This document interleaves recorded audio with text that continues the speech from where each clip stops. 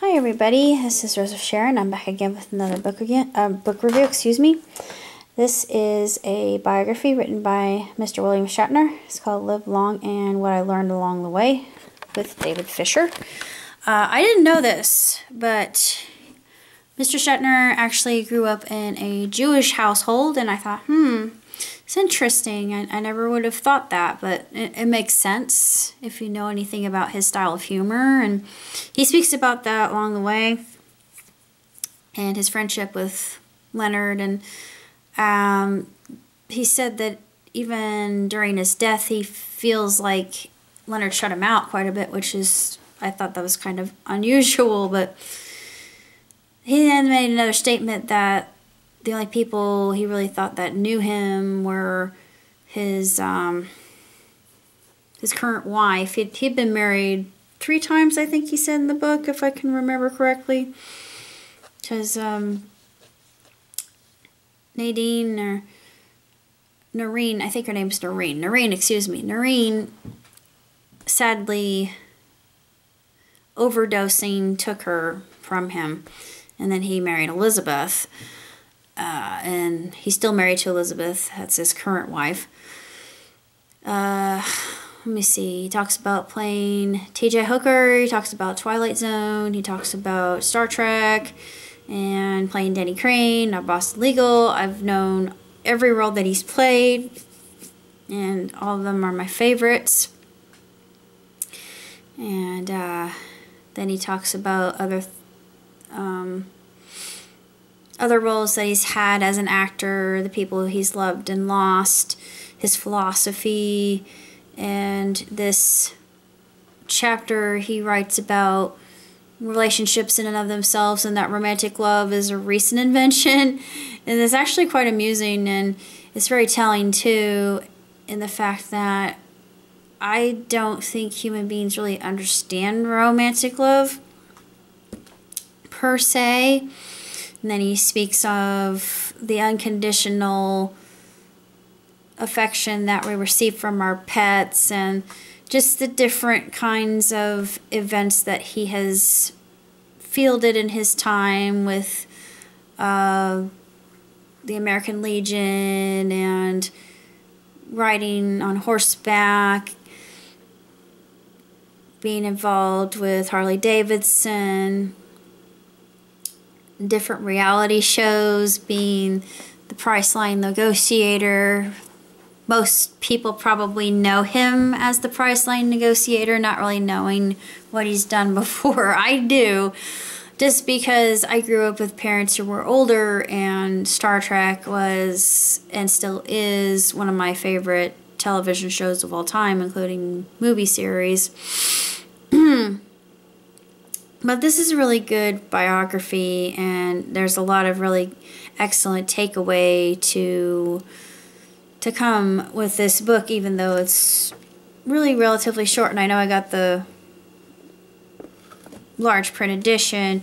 Had it been in a smaller format, I probably would have read that as well, but I thought that the large print was just as good and very enjoyable and very telling about William's life. And I'm hoping I get a chance to meet him, because I feel like he's my childhood, and I really respect him as an actor, and I feel like he's very talented. He may not be able to sing. I did have a record. I'm not sure what happened to it. I don't know why I say record. This is really aging me. I mean CD.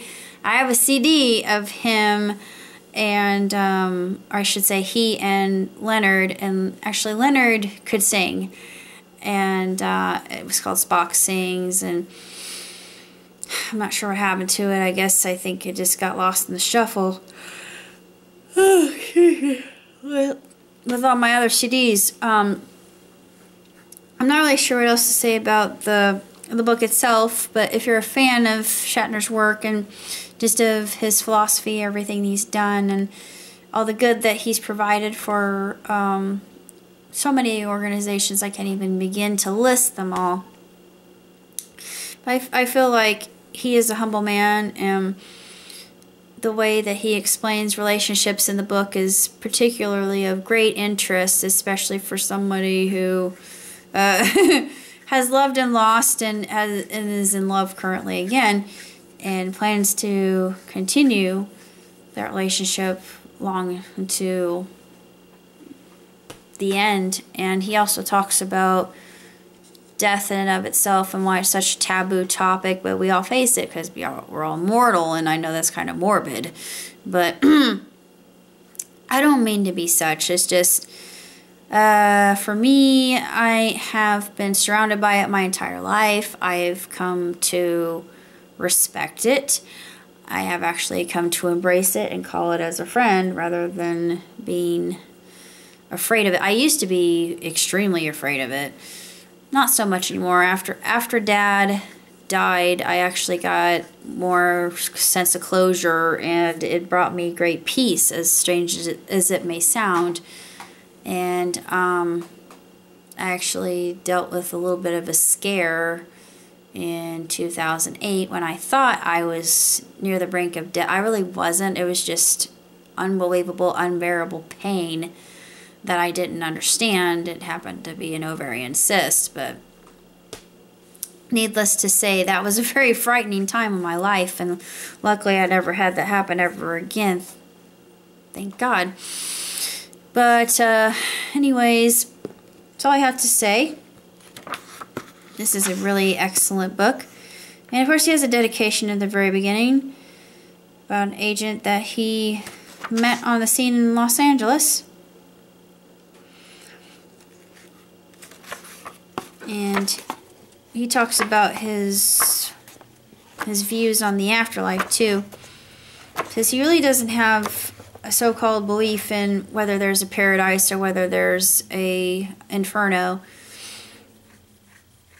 but he likes to think that there is something afterward, even though his comprehension of what that might look like or what that might be is very limited. I think that in all respect we can all relate to this. Talks about grandchildren. He talks about just the whole process of aging. Is all very amusing.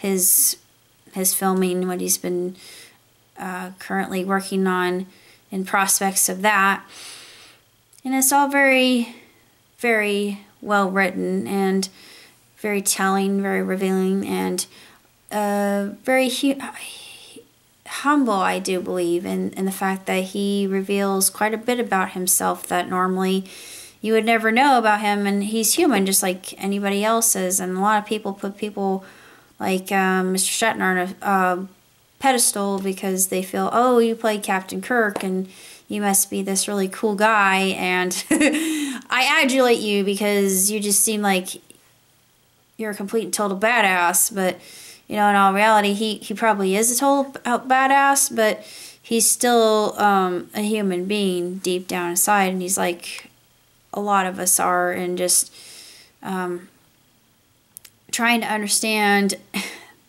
how social dynamics work and sometimes failing miserably. So many of us just don't get it, even though we try to connect on a very profound level, and sometimes we just completely miss the point. But he talks about vibrations and energy, and I thought, you're speaking my language.